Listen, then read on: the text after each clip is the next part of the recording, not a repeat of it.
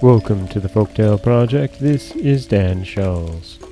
Today we have another set of fables from Aesop and La Fontaine. These stories, I should say, are classics, and I love this one in particular. I've told it before, I believe, at least one of the Aesop versions, and it never ever gets old.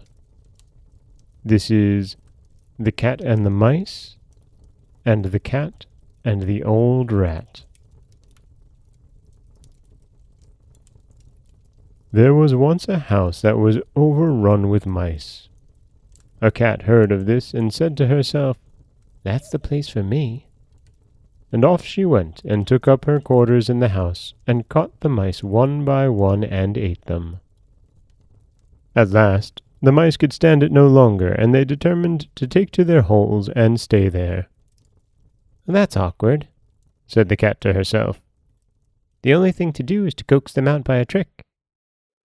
So she considered a while, and then climbed up the wall and let herself hang down by her hind legs from a peg, and pretended to be dead. By and by, a mouse peeped out and saw the cat hanging there. "Ha, ha!" he cried. "You're very clever, madam, no doubt, but you may turn yourself into a bag of meal hanging there if you like, yet you won't catch us coming anywhere near you." "If you are wise, you won't be deceived by the innocent airs of those whom you have once found to be dangerous." That is Aesop's The Cat and the Mice, and next up is La Fontaine's version of The Cat and the Old Rat. Again, this is very, very La Fontaine. "I've read in some old fabulist I know a second Nibelard of cats, the Alexander, and of rats, the Attila, struck many a fatal blow.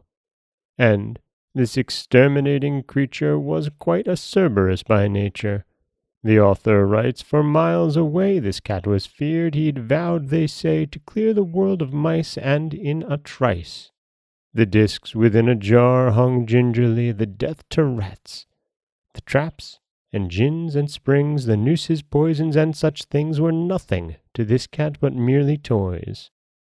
Soon as he heard no longer stir or noise, the mice being poisoned in each hole, cheek and jowl, so that it was in vain to hope for prey, he tried another lay.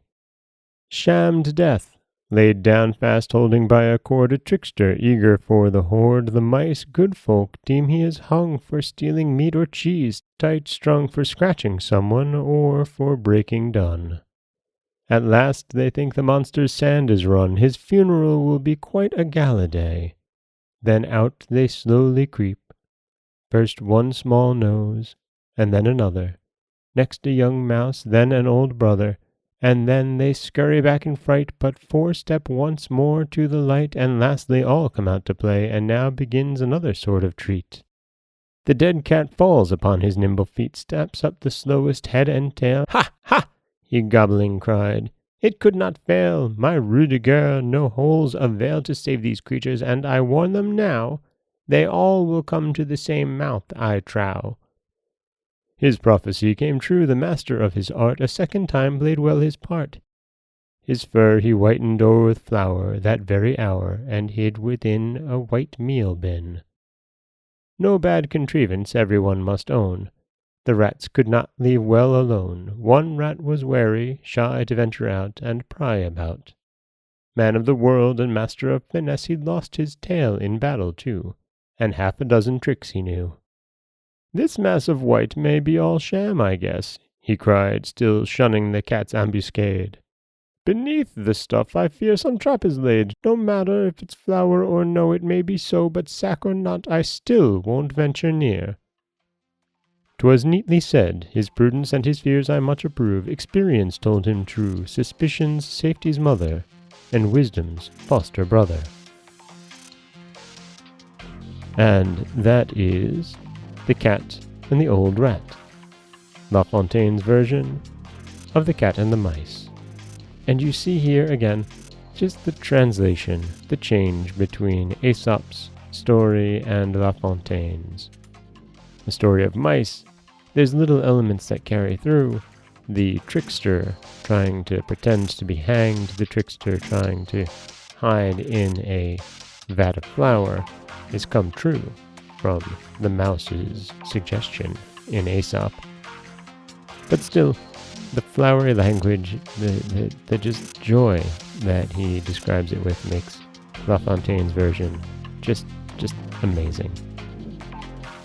This is Dan Scholes from the Folktale Project. Don't forget that you can subscribe to the podcast on Apple Podcasts, Stitcher, Google Play, Overcast, anywhere you like to get your podcasts.